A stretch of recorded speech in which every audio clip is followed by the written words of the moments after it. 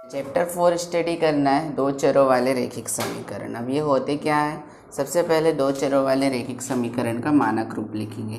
तो बेटा इसका मानक रूप जो होता है वो होता है ax plus B Y plus C. ये होता है इसका मानक रूप, जहाँ a b c वास्तविक संख्याएं हैं और a बराबर b not equals to zero. Means a और b कभी ज़ीरो नहीं होना चाहिए, वरना ये आपका रैखिक समीकरण नहीं होगा। ठीक है, अब रैखिक समीकरण आपने पढ़ लिया है यहाँ पे। तो रैखिक समीकरण का मानक रूप होता है ax plus B Y plus C equals to कुछ नहीं होता, यही होता है आपका रैखिक समीकरण। ए बी सी वास्तविक संख्या मतलब कुछ भी वैल्यू हो सकती है, -1 -2 +1 +2, लेकिन कभी ज़ीरो नहीं होना चाहिए। ये इसका मानक रूप होगा। ठीक है,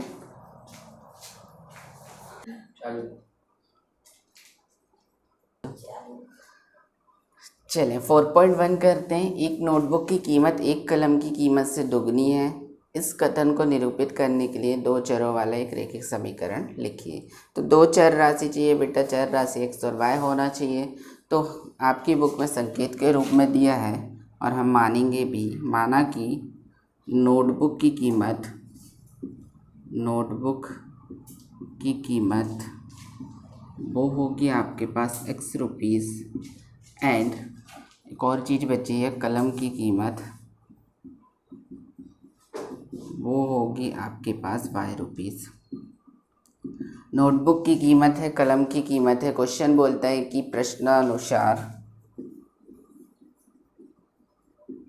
नोटबुक की कीमत एक कलम की कीमत से दोगुनी है। तो नोटबुक की कीमत x बराबर कलम की कीमत y, इससे है दोगुनी।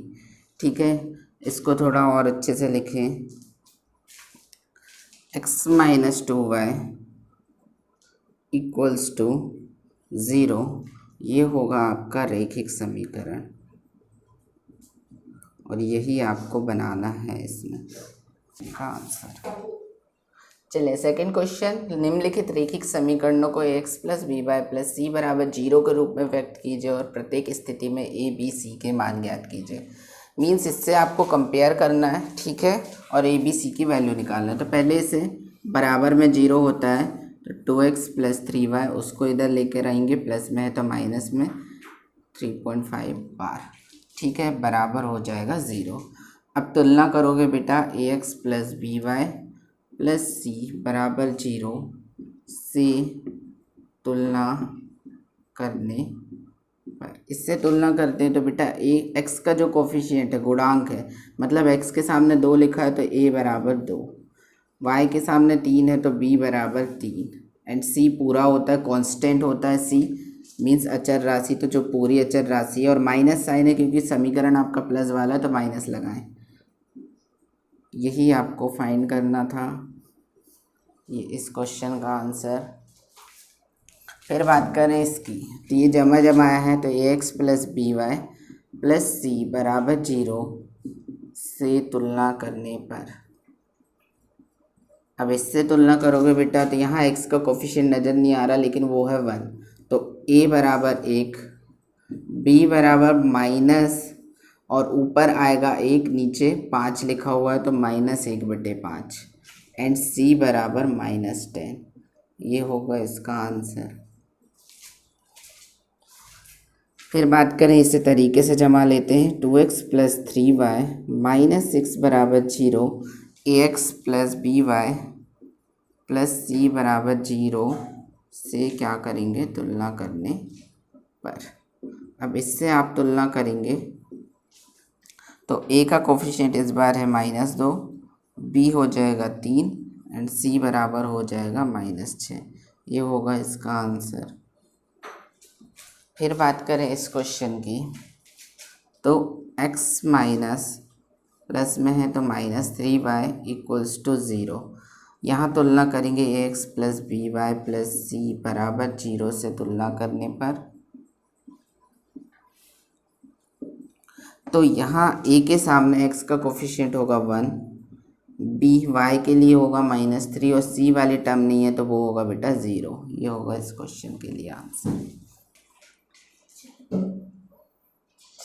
फिफ्थ क्वेश्चन करते हैं। 2x - 5y, पहले तो लेकर आओ। 2x + 5y बराबर हो जाएगा 0। ए के सामने लिखा हुआ है बेटा 2, मतलब x के सामने 2, y के सामने 5 एंड सी वाली टर्म यहाँ पर है नहीं है, यहाँ होनी चाहिए थी, नहीं है तो 0। ठीक है, क्वेश्चन नंबर 6 करें। ये तो लिखा हुआ है अपनी फॉर्मेटिंग में, लेकिन थोड़ा सा और लिखें इसे। 3x + 0 × y + c बराबर 0। ठीक है, अब तुलना करेंगे तो a की वैल्यू 3 निकल के आ रही है, b की वैल्यू 0 निकल के आ रही है, c की वैल्यू यहाँ पे जो है वो है 2, तो c की वैल्यू 2 निकल के आ रही है। ये होगा इस क्वेश्चन का आंसर। अब बात करें इस क्वेश्चन की, तो y - 2 इसे थोड़ा सा जमा, 0 × x + y - 2 बराबर 0। अब x के सामने 0 लिखा हुआ है तो 0 लिखें, y के सामने कोफिशिएंट 1 होगा यहाँ पे एंड c का कोफिशिएंट होगा -2। ये इस क्वेश्चन का आंसर। अब इसे लिखें तो बेटा -2x + 5y होगा बराबर 0। इसे थोड़ा और लिखें, -2x + 0y + c बराबर 0। तो a की वैल्यू यहाँ से -2 निकल के आ रही है, b की वैल्यू 0, c की वैल्यू 5। ये होगा इस क्वेश्चन।